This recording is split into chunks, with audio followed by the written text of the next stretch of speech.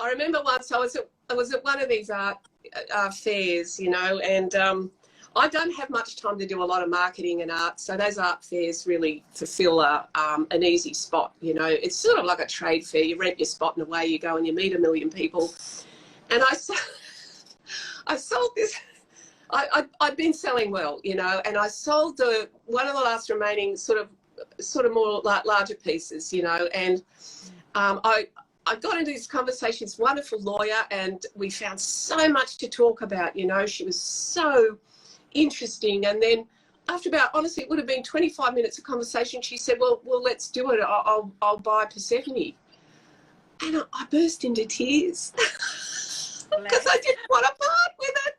And she said, oh, it's okay, Annette, you don't have to sell it, you know, like, but you are going on my wall of women in my apartment. And she named a lot of really big time Australian female artists, and I thought, I have to part with Persephone, but I sobbed like a child. And then you just get fond of some of them, Liesl, and yes, like particularly ones you've spent an enormous amount of time on, and you just honestly looking at that stuff when you might be going through a patch of, you know, you lack confidence, or you lack a little bit of direction in what you're doing, or you know, you're trying something new and it's not working out, and all that sort of, you know, stuff that just the day-to-day creative reality.